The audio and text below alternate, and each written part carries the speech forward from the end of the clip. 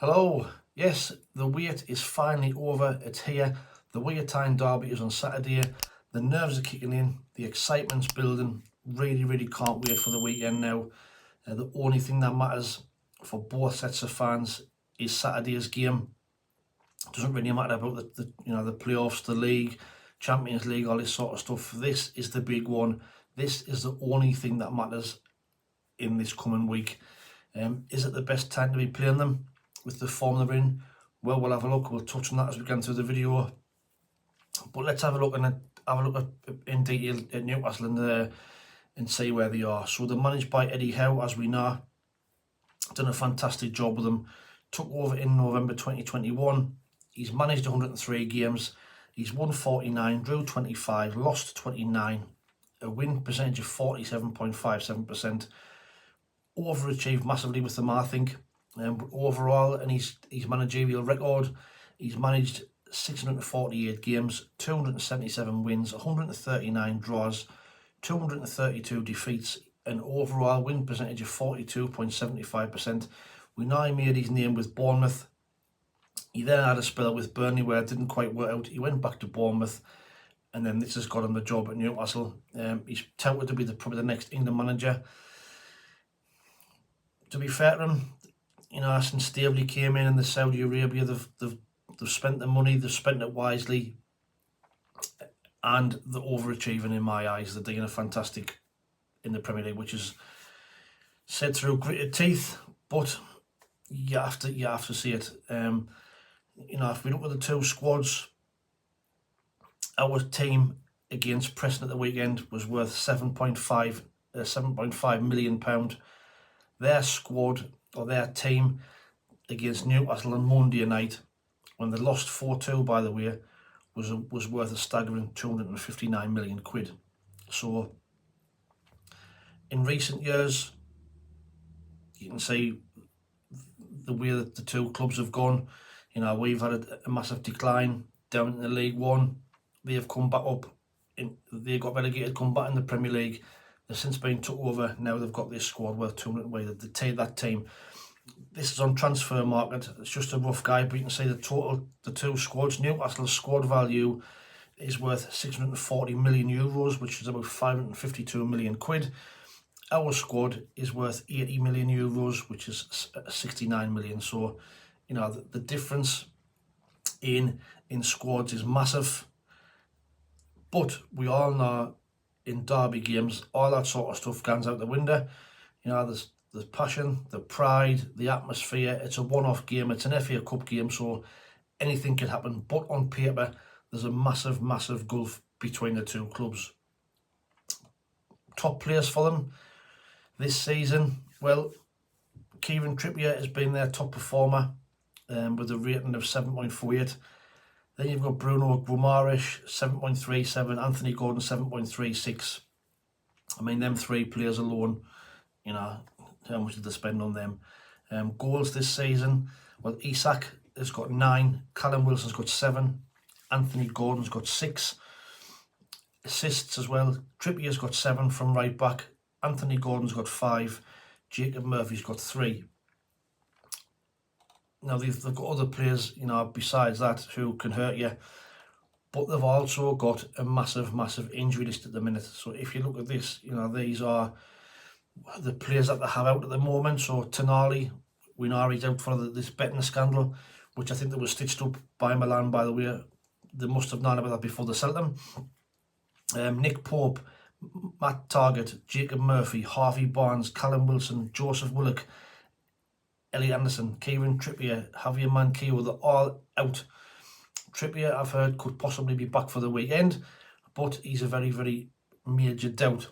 So they have got massive injury problems, but the players that have come in have been doing a great job for them, like Livramento, them type of players, Dan Burn, all them type of players, they've all been doing a good job. Now, like I said, form-wise, they've lost the last 4 games. They've only got 1 win in the last 8. That was against Fulham when Fulham had a man sent off. Otherwise, it could have quite easily been 8 straight defeats. They've conceded 18 goals in the last 9 games, you can see. So they lost 4-2 against Newcastle on Monday. They got beat 3-1 at home against Nottingham Forest. They got beat off Luton. They drew with Chelsea in the Cup, but got beat on penalties. They beat Fulham 3-0, like I said. They got beat in Milan. I got beat at home off ESA Milan 2-1, which knocked them out of the Champions League. They got beat 4-1 against Tottenham, 3-0 against Everton, and then beat Man United 1-0. So yes, they might be in a bad run of form, but like I say, the Premier League is a massive, massive difference to the Championship. Having said that, you know, I still think it gives us a sneak. You know, the pressure is all on them. You know, for us, it's a free hit. We've got now to lose. They're expected to win. They're expected to win big. So like I say, we go in there under no pressure whatsoever. The only pressure that we've got is what we put on ourselves. We're at home, massive crowd. Yes, there's going to be 6,000 mags there, we know, but that has to play to our advantage as well with the massive home following. The record in the FA Cup isn't great. In the last 10 years, they've lost in the third round 6 times, including the last 3 years. You know, they got beat against Sheffield last season. The season before, they got beat at home off Cambridge. The season before that, they lost after extra time against Arsenal. They've lost in the 4th round 3 times and in the quarterfinals once in the last 10 years. So, you know, the overall record in the FA Cup isn't great. You know, when you're reading this, it all points to a Sunderland win, doesn't it? You know, when you're looking at all that. But like I said, the difference in teams to who they are playing and who we are playing is massive. So, you know, make no bones about it, and let's not go in the game under a false sense of security. It's going to be a massive, massive ask and a massive, massive task for us to beat them. But like I said, stranger things have happened. For us, the positives going into the game, we won on Saturday. We got into the game with a little bit form. Russian got his first goal, our first goal from a striker in 344 days. Will that mean he can now go on a run? We have got players in form, like Jack Clark, Dan Neil, Dan Ballard, Trey Hume, and the like. You know, Elise is back from injury, Pembele is back from injury. Like I say, we're at home, massive advantage. The negatives, obviously, with Roberts, Michael Beales' press conference yesterday said that Roberts is out, or is a major doubt. They'll make a call on him later on in the week. I've already had it, the massive difference in the squad values. And news yesterday, Dennis Serkin has suffered another injury setback, so he's going to be out for another, God knows how long. Bradley Dack's also for another month. He's had a setback in his injury. So, for us, our FA Cup record isn't the best either.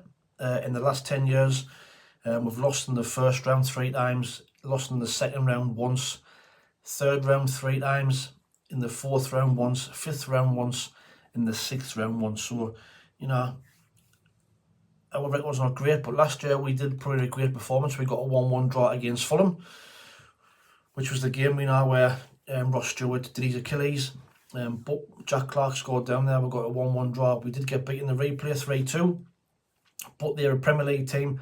We give them a great game, you know, especially down there. We give them a massive fright. We scored first. So, like I say, we go into the game in confidence, nothing to lose. Go in there, give it a go. If we get beat, so be it.